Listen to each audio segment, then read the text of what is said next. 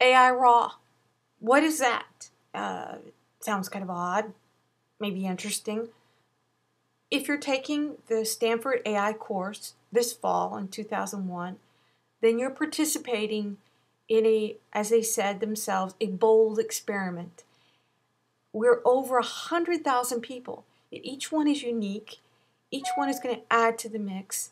And this is a place where everyone gets to put their own story out without any haters, without any negativity. A place where your story is special and its raw nature, its honesty is welcome and validated. And to start it off, I guess I should be raw myself. And why am I taking this course? Well, I'm now close to bench pressing 50.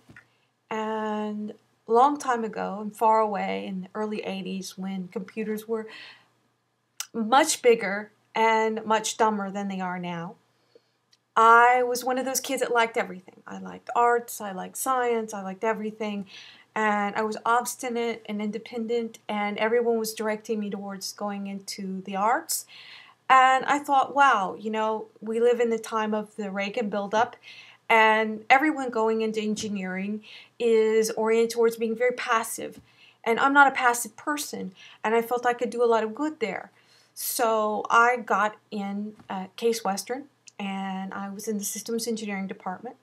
My subspecialty would have been robotics, and I really enjoyed it. It wasn't the perfect fit for me. I was a punk with a diagonal mohawk, and I didn't quite fit in with the computer geeks. They didn't quite know what to do with me. But I was the lab assistant, and while I wasn't the best student, I really enjoyed school. And when I was riding my bike to school one year, I got hit by a car, and I got a couple of liters of blood, and unfortunately that blood was contaminated. And so at about 20, 21, I learned that I had, at the first symptom, somewhere about like 30 to 45 days to live. And while I loved engineering, it didn't give me the same kind of joy that my art did. And so I pretty much gave it up and started from scratch all over again as a visual artist. And I wasn't a particularly good one, by the way. I was actually really wretched. But when you think about living for 15, 20, 45 days, you do what gives you joy instead of what you're necessarily good at. So that started my whole journey into being an artist. And the discovery that being good isn't really that helpful in the long run. It's the joy you get from doing it and the joy you get from living each day in what you do. But I never hated engineering, and I think probably I would have been a happy engineer. And I would have been joyfully making little robos. But my life turned out differently. And when I heard about this class, I just immediately wanted to take it. But it's been years and years, decades, since I looked at any kind of real math problems in a serious way, or really looked at science beyond the essentials. I have a background, but that background is very old. And I have to admit, I was really, really leery of pitting myself against all these young kids straight out of school for whom everything would be very fresh. And I didn't want to take it unless I was going to finish it. One of the things I've really learned from being an artist is the importance of finishing things. I don't finish everything, but everything that I care about, I don't want to start unless I have made a commitment to finish now. Especially things that are going to require this much time. And the moment I thought about it as a piece of performance art, the moment I said, okay, well, I'll just do it as performance art, it felt okay. Even though doing it as performance art means that all my results would be online, that if I fail, I will fail dramatically and publicly, whereas before I would have failed personally and privately, and I probably would have just dropped out, to tell you the truth. This actually made me happy because one, I could come from a point of strength. I've spent the last 25 years learning to be an artist, and I wanted to see if that would help me in the process of taking this class. And as I looked at the course material, it just occurred to me how many ways there's a correspondence between what I've been doing for the last 25 years as an artist and what's going on in the field of AI. Some of which I knew because those were things that were already on the table in the early 80s, but most of which I didn't because they weren't. The field has changed utterly, and that's what makes it so fascinating. And that's how the idea for this course developed.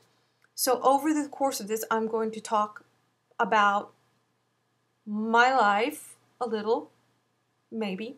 I'm not super biographical as a person, but I'm definitely going to have every bit of documentation of the class here available to everyone.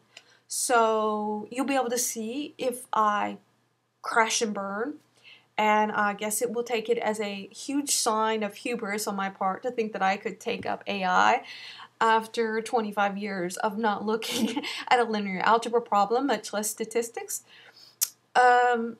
Or, I might really succeed. And then you'll be able to see how much of it was a function of work, how much of it was a function, perhaps even of the class that I'm teaching, and of the ways I found parallels with my life as an artist to use that information. And then also, if I just do average, maybe something about being average. I don't like to think of myself as average. I don't think anyone does. I think we all have a kind of Lake Wobegon attitude where all the children are above average. But that also will be beyond my control and very much raw and for you to decide. And I really hope, too, that you see this as a place that you can tell your story, separate from mine, that we are doing something so phenomenal right now that once it's done, it'll be done. But this is the first time that over 100,000 people have all together tried to do something completely new that's never been done, and it'll be magic. And everyone's story is important, and everyone's story has validity. There are study groups in Beirut. There are people in every single country of the world, and every person's story is meaningful and important. And I would like to hear those stories. And I think the world would like to hear those stories. So this is an open invitation to join me here at AI Raw and tell your story. And you can tell that story at any level of anonymity suits you. That means if you want to be completely anonymous, you want to say some private things, but you don't want your name attached to it, you're welcome to.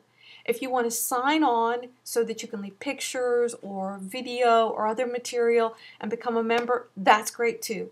But whatever you do, I hope you choose to share just a little bit of your experience, because this is going to document a moment of transition and the nature of the internet and the nature of learning in our society. And maybe we'll look back on this from long ago and far away, which it will be our long ago, far away future, and see something really special in the raw gems and the raw diamonds of our immediate experience.